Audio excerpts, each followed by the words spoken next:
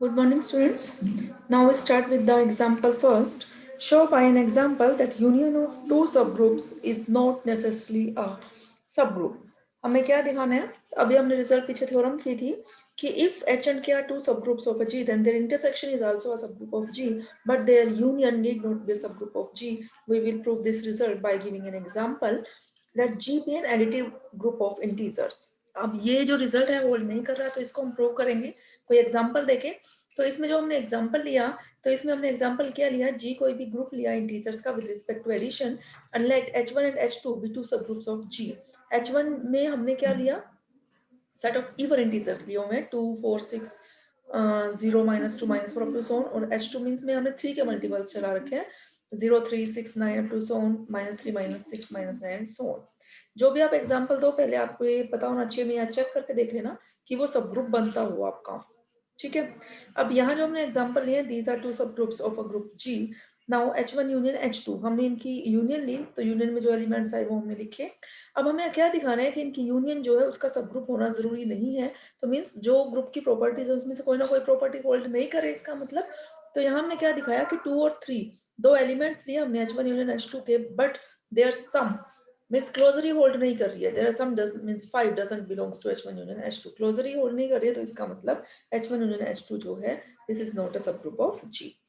Second is show that union of two subgroups is a subgroup of G if and only if one is contained in another. Result क्या है कि दो सबग्रुप्स की union subgroup कब बनेगी, जब एक दूसरे में कंटेन्ड होगा। Let H1 and H2 are two subgroups of a G such that either H1 is contained in H2 or H2 is contained in H1.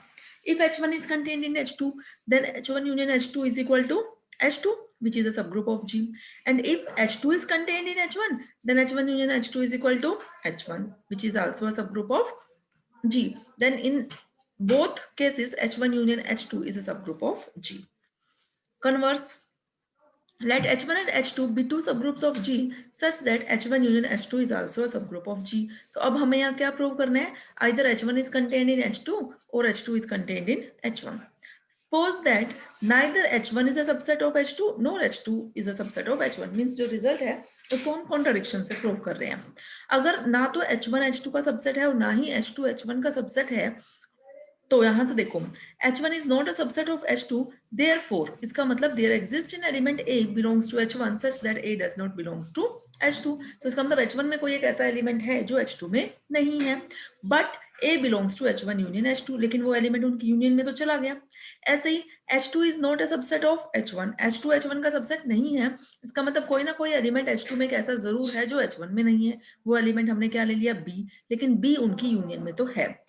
अब हमें गिवन क्या है कि H1 यूनियन H2 जो है वो सब ग्रुप है G का, और A और B दोनों ही एलिमेंट किसके हैं, H1 यूनियन H2 के, तो A इंटू बी भी किसका होगा, H1 यूनियन H2 का। नाउ अब A into B belongs to H1 union H2, so either A into B belongs to H1 or A into B belongs to H2। Union में है तो हो सकता है दोनों में हो, लेकिन या फिर एक में हो या दूसरे में हो, ठीक है। अब यहाँ वो दोनों में होने की पॉसिबिलिटी तो नहीं है, केस नहीं हो रहा, क्योंकि एक एलिमेंट एक में था और दूसरे में नहीं था, इस वजह से। तो when AB belongs to H1, when AB belongs to H1 also A inverse belongs to H1।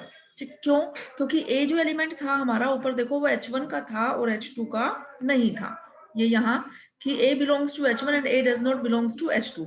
अगर A H1 का है और H1 क्योंकि सब ग्रुप है G का, तो A इनवर्स भी किसका होगा, H1 का होगा। तो यही हमने लिखा है A inverse belongs to H1। अब A इनवर्स भी H1 का, AB भी H1 का, और ये H1 क्या है आपका सब ग्रुप है, तो क्लोजर प्रॉपर्टी होल्ड करेगी, तो A इनवर्स AB भी किसका, H1 का, तो यहाँ से B भी किसका आ गया, H1 का। लेकिन ये तो कॉन्ट्राडिक्शन है, क्योंकि हमने क्या कहा था कि B H2 का तो है लेकिन H1 का नहीं है, ठीक है। इसका मतलब ये तो हो नहीं सकता। सेकंड देखते हैं, when AB belongs to H2, अगर AB H2 में है और B H2 में था और H2 सब ग्रुप था, तो B इनवर्स भी आपका H2 में, तो AB इंटू B इनवर्स भी H2 में यूजिंग क्लोजर प्रॉपर्टी। तो यहाँ से क्या आ गया, A belongs to H2 which is again a contradiction to 1। तो जो हमारे इसका मतलब ये फिर कॉन्ट्राडिक्शन आ गई, तो जो हमारी पोजीशन थी वो क्या हो गई, रॉन्ग हो गई। तो so either H1 is contained in H2 और H2 is contained in H1। Next example है, let X be an element of G, then prove that set H, H set किसका, set of all those elements of the form x raise to power n where n belongs to z। z क्या है आपका set of integers, means इसमें elements किस फॉर्म के आ जाएंगे, अगर हम 0 से स्टार्ट करें तो x रेज टू पावर 0 तो 1 हो गया, 1 x x square x cube up to so on, और x inverse x minus raise to power -2 raise to power -3 up to so on. Of all integral powers of x is a subgroup of g। हमें क्या दिखाना है कि अगर x कोई element है g का, तो अगर हम उसके इंटीग्रल्स पावर्स का सेट ले लें तो वो भी क्या बनेगा, सब ग्रुप बनेगा। ये ले लिया हमने h where x belongs to g। अब हमने क्या दिखाना है कि h को सब ग्रुप दिखाना है। अब h को सब ग्रुप दिखाने के लिए आपने कई रिजल्ट थ्योरम्स प्रूव की थी। क्या थ्योरम्स प्रूव की थी कि अगर आप कोई भी दो आर्बिट्ररी एलिमेंट कंसिडर कर लो तो फर्स्ट एलिमेंट और सेकंड एलिमेंट का इनवर्स भी अगर उसका एलिमेंट आ जाता है सबसेट का, तो वो आपका क्या बन जाएगा, सब ग्रुप बन जाएगा। तो यहाँ सबसे पहले किसी भी सेट को अगर आप सब ग्रुप दिखाते हो तो बेटर है आप दिखाओ कि वो पहले नॉन एम्प्टी है, और नॉन एम्प्टी दिखाने के लिए बेस्ट तरीका उसमें आइडेंटिटी को पहुंचाओ। तो यहाँ आइडेंटिटी एलिमेंट क्या है, 1 means x raise to power 0 1 belongs to h, so h is non empty. Non empty है तभी तो आप उसके एलिमेंट्स कंसिडर कर सकते हो। तो let x raise to power a and x raise to power b be any two elements of h where a and b are some integers। ठीक है, अब x raise to power a into X raise to power minus B, अगर ये element आपका h में आ जाता है तो हमारा रिजल्ट प्रूव हो जाएगा। इसको हमने क्या लिख दिया, x raise to power a minus B. अगर a और b दो इंटीजर्स हैं तो उनका डिफरेंस भी क्या आएगा, एक इंटीजर ही आएगा, है ना। तो इसका मतलब x raise to power a minus B किसका एलिमेंट हो गया, h का एलिमेंट हो गया। तो it means x raise to power a into X raise to power minus B belongs to h, means h is a subgroup of g। Remark दे रखा है if G is a group and X belongs to G then the subgroup H, कौन सा जो भी ऊपर example में लिखा था, mean set of all integral powers of X is called a subgroup of G and is generated by X। ये जो सब ग्रुप है वो किससे जनरेट हो रहा है, X से, क्योंकि यहाँ जो भी एलिमेंट्स हैं इसमें वो X की सम पावर्स की फॉर्म के हैं। नेक्स्ट एग्जांपल है if G is a multiple group of positive rational numbers then show that h आपका सबसेट क्या लिया हमने, 2 raise to power n where n belongs to z is a subgroup of g। बिल्कुल same वैसे ही है, आप कर सकते हो। नेक्स्ट एग्जांपल है let g be a additive group of integers then prove that set of all multiples of integers by a fixed integer k is a subgroup of g। you can also read this example, कोई दिक्कत नहीं आएगी आपको इसमें। Next देखो, हम वहीं पहुंच गए हैं। 6 है that H be a subgroup of G and define N of H। यहाँ इसने डिफाइन किया है, N of H में क्या डिफाइन किया, set of all those elements of G which commutes with H। G के वो एलिमेंट्स जो H के साथ कम्यूट कर रहे हैं।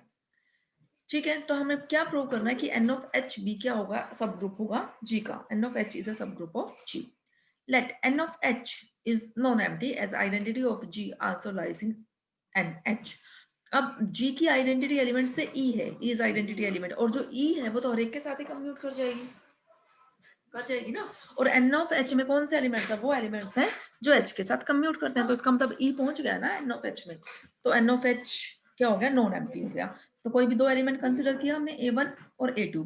अब हमें क्या दिखाना है, NH सब ग्रुप दिखाना है। तो अब हम क्या दिखाएंगे, A1 A2 inverse belongs to NH, N of H ये दिखाना है हमें। ठीक है, चलो अब A1 A2 कोई दो एलिमेंट्स ले लिया हमने N ऑफ H के। अगर A1 N ऑफ H का है तो कंडीशन क्या है, A1 जो है H के साथ कम्यूट करेगा, ऐसे ही A2 भी H के साथ आपका कम्यूट करेगा।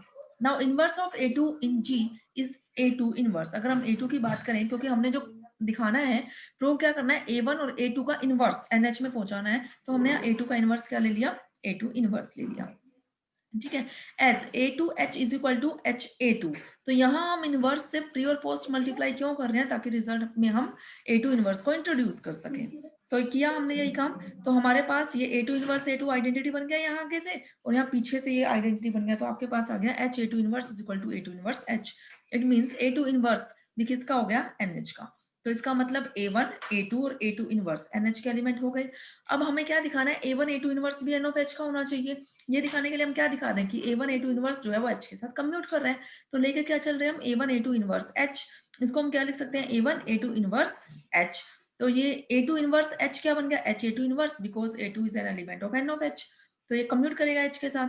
और ये A1 is also an element of N of H, तो ये भी कम्यूट करेगा H के साथ। तो A1 H को क्या लिख सकते हो, HA1 A2 इनवर्स हो गया ये। तो यहाँ से आप कह सकते हो A1 A2 inverse belongs to N of H।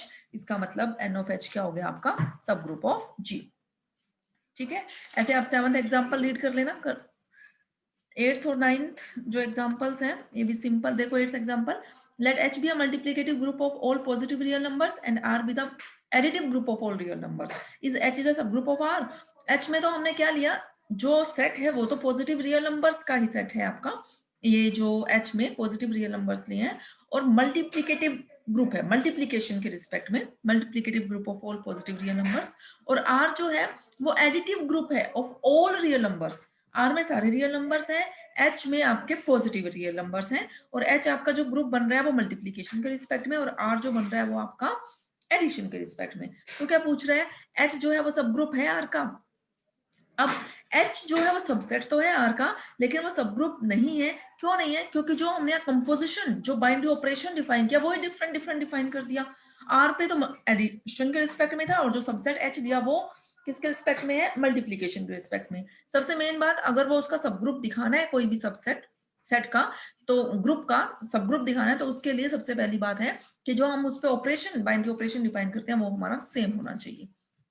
ठीक है, ये तो आप ये बाइनरी ऑपरेशन को देखते ही आप कह सकते हो कि ये उसका सब ग्रुप नहीं है, क्योंकि कंपोजिशन जो है वो डिफरेंट डिफाइन की हुई है। नेक्स्ट एग्जांपल है, is it possible that an abelian group has a non abelian subgroup? कि क्या ये पॉसिबल है कि ग्रुप तो एबिलियन हो लेकिन उसका सब ग्रुप क्या हो, नॉन एबिलियन हो। लेकिन क्या कह रहा है वो, every subgroup of an abelian group is also abelian. जो उसका सब ग्रुप होगा, में जो सब ग्रुप है मींस वो सबसेट है, सबसेट है तो उसमें जो एलिमेंट्स आ रहे हैं वो उस ग्रुप के ही तो एलिमेंट्स आ रहे हैं, और ग्रुप का हर एलिमेंट कम्यूट कर रहा है तो सब ग्रुप के भी तो हर एलिमेंट कम्यूट करेगा।